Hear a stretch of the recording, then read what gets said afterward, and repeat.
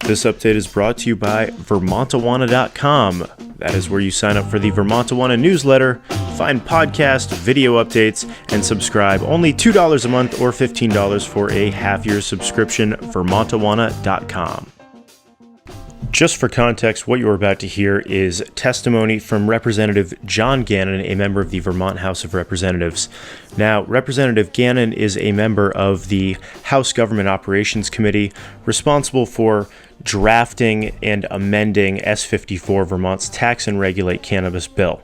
What you're about to hear is him in his full description of this bill, summarizing it to the House Agriculture and Forestry Committee. Okay, so this is probably the most objective way and best way to summarize this and get caught up. If you haven't read the entire 90 pages, I don't blame you. If you don't want to listen to social media and kind of figure it out for yourself, this is, I think, a really good summary, and this is why it's being provided to you in full, uncut. It's about 25 minutes. Representative John Gannon explaining and summarizing the present, as of Thursday, January 23rd, version of S.54 to the Vermont House Agriculture and Forestry Committee. Enjoy.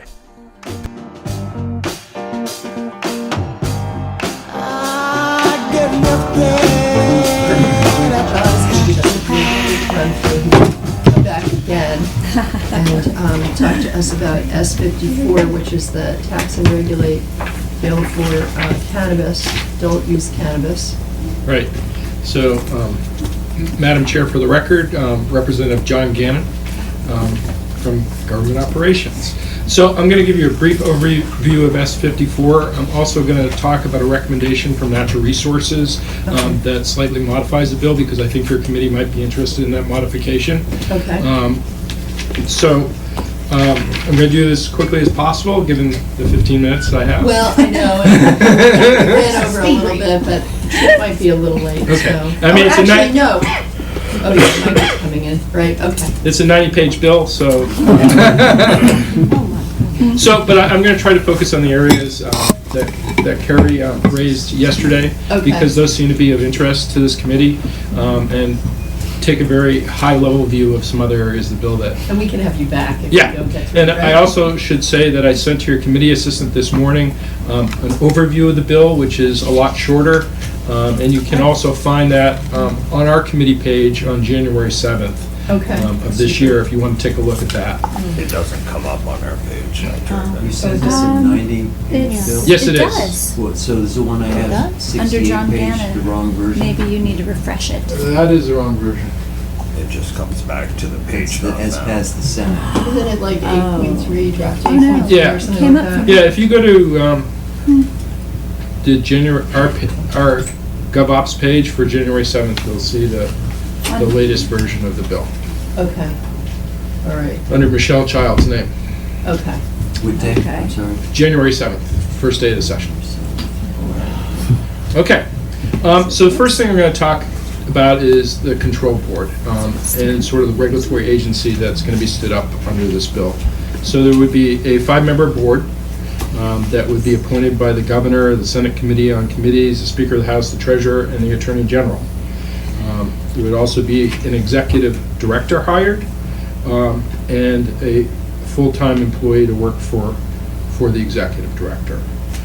In addition to the board, there'll be an advisory committee made up of 11 members with expertise in public health, agriculture, horticulture, or plant science, laboratory science or toxology, social justice and equity issues, women and minority-owned business ownership, substance misuse prevention, the cannabis industry, so that could include a small grower, business management or regulatory compliance, municipal issues, public safety, and criminal justice reform. There will be 6 types of licenses that the Cannabis Control Board can issue. Page numbers issue. Huh? Page numbers. Well, I'm sort of doing an overview that's not in order of the bill, just to get through this. So there are 6 types of license: cultivator, product manufacturer, wholesaler, testing lab, retailer, and integrated license. A person can hold a maximum of 1 type of these licenses. So you can hold 1 cultivator license, one product manufacturer license, one wholesaler license, one testing license, or one retailer license. The focus there is we don't want a McDonald's of cannabis in the state of Vermont, and so this is one way to restrict that. So you can't have, for example, 5 retail facilities across the state under this bill. You can have 1. So that's a restriction we put on that. Some people talked about limiting it to Vermont residents. We do give a priority to Vermont residents, but it would be unconstitutional to restrict licensees to Vermont residents. The integrated license will only be available to the medical dispensaries. The reason this was put into the bill is we heard testimony that the medical dispensaries are currently struggling, and this is to ensure that they stay in business and offer their product tax-free to medical patients. It gives them a step up. Each dispensary can get one, let's call it an adult cannabis license, and so there would only be 5 integrated licenses in the entire state. Okay. So they do get a priority. The board also is required to create tiers of licenses for cultivators and retailers. So this is to focus on the fact that there might be small, medium, and large cultivators and retailers. And part of that with respect to cultivators is the board is supposed to come up with policies and procedures with respect to how to lessen the regulatory burden on small cultivators. That is something they're supposed to look at and are required to look at. It's because one of our goals in this bill is to bring black market small cultivators into the legal market. And so a small cultivator would be somebody with less than 500 square feet of cannabis. There will be a system of priorities as to who obtains a license. I already mentioned the medical cannabis dispensary. Applicants that foster social justice, who plan to recruit, hire, implement, a plan for hiring minorities, women, or individuals who have been historically been disproportionately impacted by cannabis prohibition.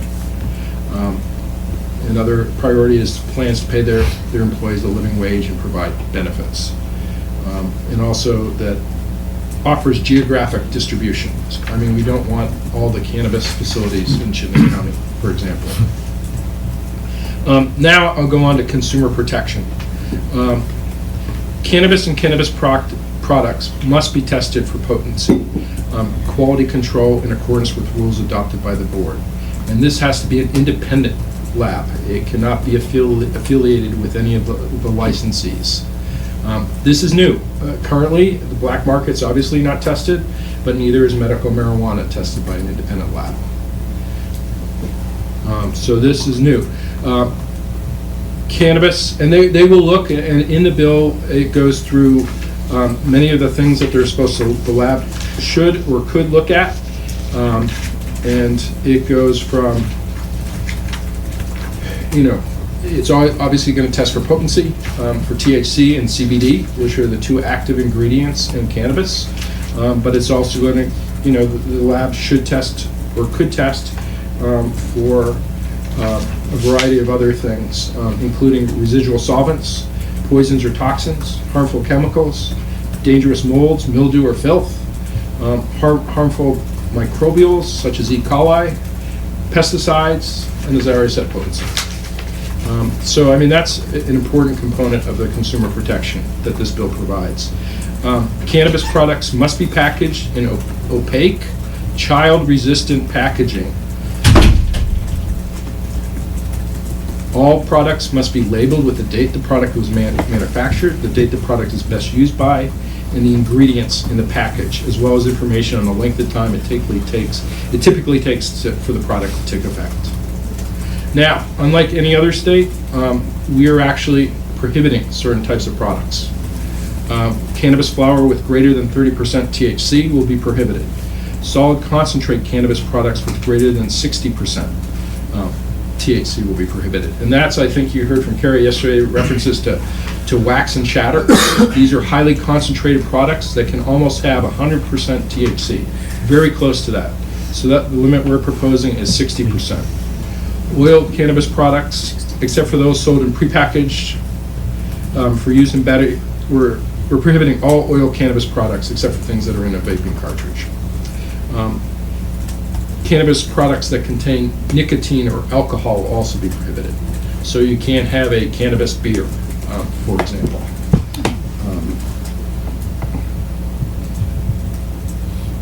The Cannabis Control Board is also asked to submit recommendations as to whether cannabis and cannabis products should have a minimum amount of CBD. And the reason for this is there is some evidence that higher amounts of CBD reduce cannabis-induced psychosis. So that's one of the things we're asking the Cannabis Control Board to look at. The evidence is mixed, so that's why we didn't require it in the bill, but that's something we think that they should look at. And, I think that that's, something no other state has done. Advertising. We've done a couple of things that are new under advertising. All cannabis establishment advertisements must be approved by the control board. All cannabis establishment advertisements can't contain any statement or illustration that is deceptive, false, or misleading, promotes overconsumption, represents the use of cannabis as a curative, offers prizes or rewards, offers free samples, or depicts a person under 21 consuming cannabis or cannabis products, or is designed to have the effect of being particularly appealing to persons under the age of 21. In addition to that, the cannabis establishment may not advertise their products via any medium unless the licensee can show that not more than 15% of the audience is reasonably expected to be under the age of 21. So what does that do? It eliminates TV, it eliminates most newspapers, it eliminates radio, and the internet. So the advertising will be limited. And the reason we landed on this is an outright ban on advertising is likely to be held unconstitutional. Sharon? I didn't know kids listen to the radio these days. I'm a little stunned. They're reading newspapers, they don't have any time. We're not just talking about NPR. No. So I'm a little aware of the time, and we should have given John a half an hour. I was not aware that this was just a 15-minute presentation. I'm going to ask us to hold our questions, note them, and then we'll see how far we get. The next section is environmental provisions, and this is where the Committee on Natural Resources made certain recommendations. And I'm going to just focus on the two key recommendations that they made to our committee. Our committee has not voted on this, but I think it was received as a good amendment to the bill. So what they did is they basically divided indoor growth of cannabis and outdoor growth. So outdoor growth would be regulated as an agricultural product and be subject to the rules of the Secretary of Agriculture. Indoor grown cannabis would be subject to all the typical state land use and environmental permits, A&R, Act 250. And so that is the division that they recommend. And the benefit of this is it fixed the problem with the timing. In our bill of the Cannabis Control Board making recommendations about these issues and standing up the licenses, and it is somewhat consistent with how medical marijuana is. Most medical marijuana is grown in indoor facilities and is subject to all the land use and environmental regulations that typically any business would have to respond to. The executive director will still have to look into, building energy standards, energy audits for cannabis establishments, and energy efficiency and conservation, and make a recommendation to the General Assembly with respect to that. Highway safety. The key things here is the amendment makes advanced roadside impaired driver enforcement, ARIDE training, a part of basic law enforcement training. So an advanced roadside impaired driving enforcement is a step down from drug recognition experts. So those are the law enforcement people that can, without doing a saliva test, identify who may be an impaired driver that has cannabis in their system. And so what we're proposing is that, we codify the presumption of admissibility of field sobriety tests conducted by our driving recognition expert, but also have these advanced roadside impaired driver enforcement officers out there who can identify somebody who may be impaired and then bring in a DRE to perform the sobriety test. So this is where we landed on. Judiciary worked on this for us, and this was their recommendation. So there will be no roadside saliva testing. There can be saliva testing done, or blood testing done at a hospital or at a barracks, and it also allows an EMT or paramedic to perform those tests, but not at the roadside. It also requires the Department of Public Safety to ensure that there's geographical distribution of these A-rides and DREs, because obviously if they're all concentrated in one part of the state, it won't help. Local control. So there are two components of local control. Licensed cannabis retailers can only operate in a municipality where the voters have approved a retailer operating in that town or city. That means that cannabis establishments are banned in a municipality unless the municipality takes affirmative action to allow them. Now, the other types of licensees, cultivators, wholesalers, and the others, the municipalities will not be allowed to vote on those. And the reason that's in the bill is because of the existence of black market cultivators and others. We wanted to bring those in to the legal market. And if many towns prohibit them from doing it, we would not be able to bring them into the legal market. And if you look what's happening in California, where there is a lot more control, you have huge sections of that state where cannabis is not legally sold. And the black market has taken off because of that. So that's why we landed on this. The other function that municipalities will have, which is similar to the alcohol control boards, is there will be set up a cannabis control board. Typically, that's your select board that makes those decisions. They can decide whether to issue a local license to allow any type of licensee to do business in their community. The money provisions. So the money provisions, there's two. There's a 16% excise tax, and there is a 2% local option tax that will go to the towns where a retailer is located. Now, let me explain where the money goes. So there are going to be, beyond the taxes, there will also be licensing fees. So the licensing fees go into what's called the Cannabis Regulation Fund. Excuse me one sec. Chip, Yes. we are running over a little bit on the adult use cannabis presentation. So we'll get back to you to present later. Okay, that's But we fine. want to have you in soon. Okay, Great. that's all right. I'll go back up to committee and I'll Okay. watch. Thank you. Thanks. Thank you. All right, thank you. Okay, so we're going to have you till 9:45, then Mike, you'll go till 10. Great. All right, so there's two funds set up, or one fund for the Cannabis Regulation Fund will take all the licensing fees. And the goal is that those licensing fees will cover the costs of the Cannabis Control Board. Initially, they won't, because obviously you have to stand up a regulatory organization before you're issuing licenses, so there will be a deficit initially.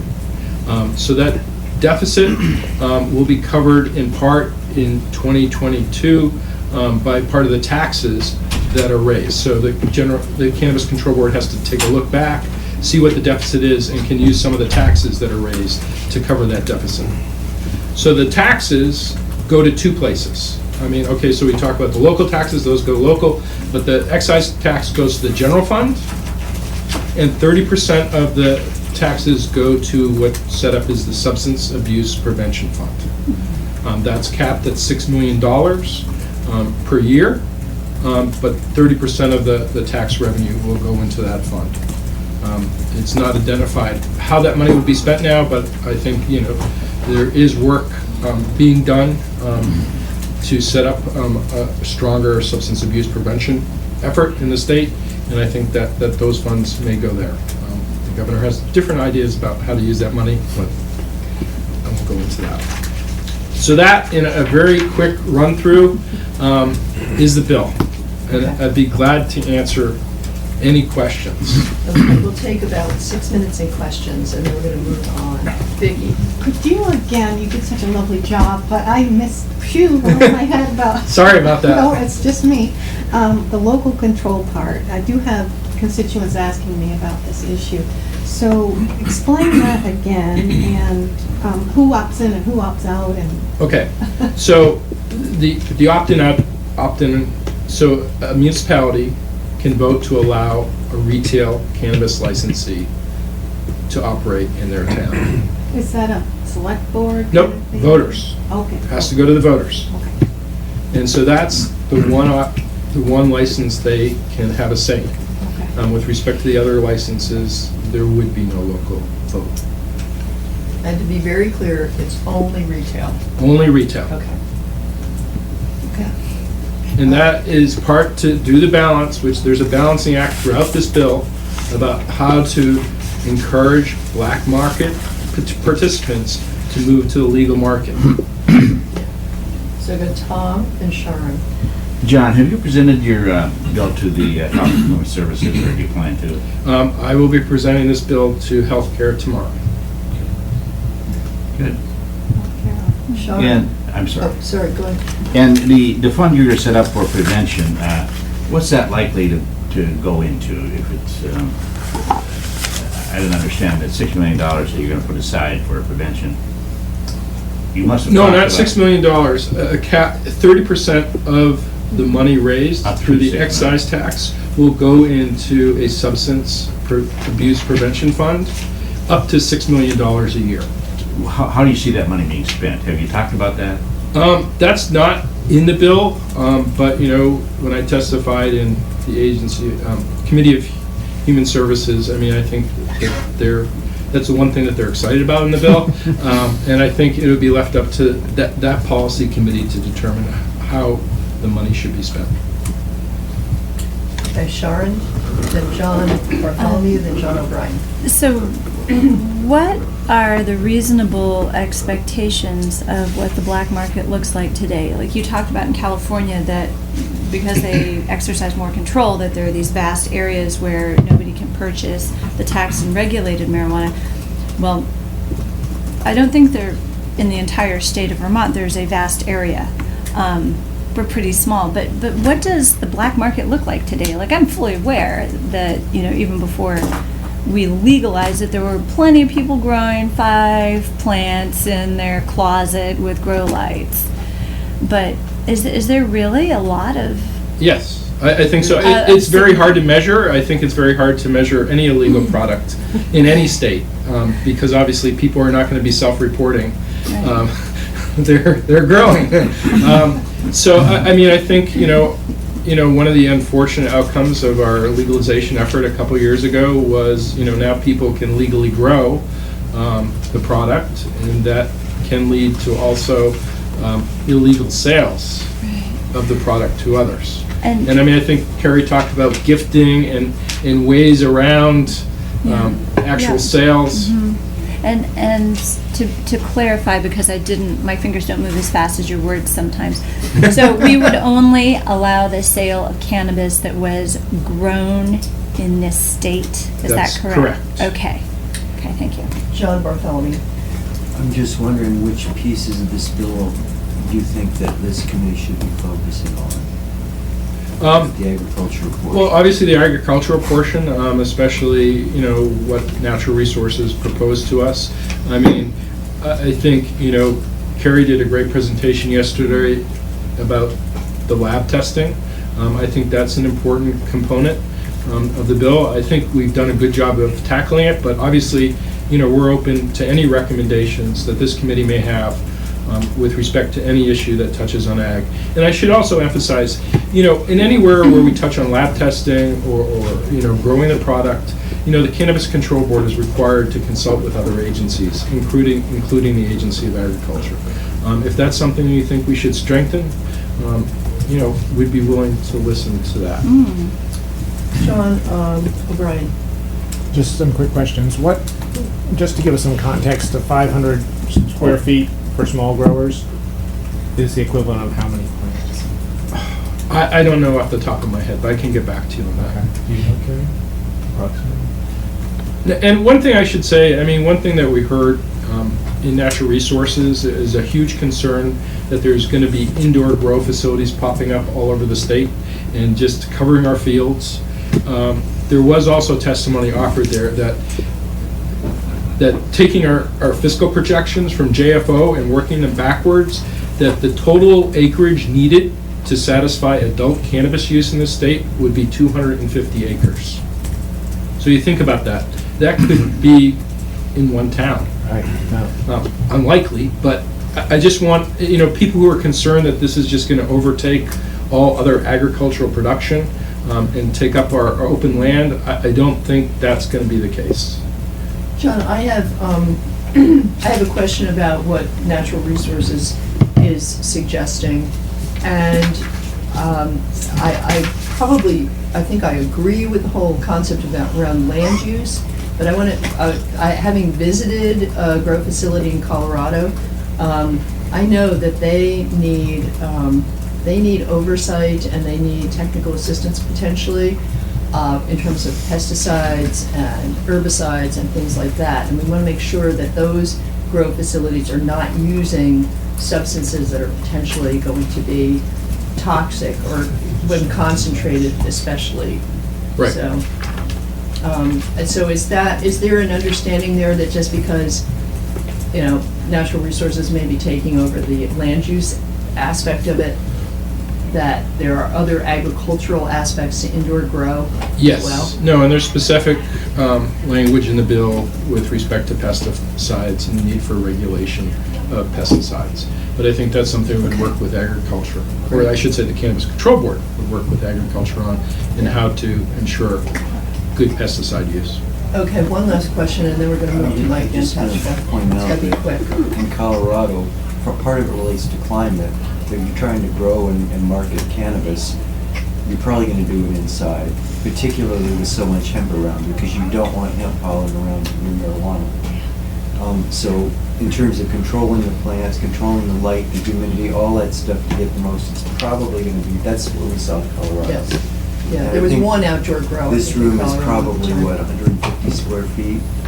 So 500 square feet wouldn't even be 5 times the size of your room. So you're talking, this room would probably hold a couple hundred plants. Just a Depending on guess. the grow protocol, but yeah. It So, also depend on the right. just to kind of put it, we're probably not talking about fields of marijuana outside. Okay, so that was the last question. Yeah. And sorry, Tom, you can talk to John later, or we can have John back. Let's get John back. Well, we'll get John back. You're willing to come back, John? Yes, I'll be here this afternoon to hear the testimony, so. Oh, that's actually, I think it'll, oh, yeah, you're right. When are we having them, 11? We're having them at 11. Oh, 11. I'll be back. Good. Thank you so much. Thank you, John. I really appreciate it. 12 by 16? All right,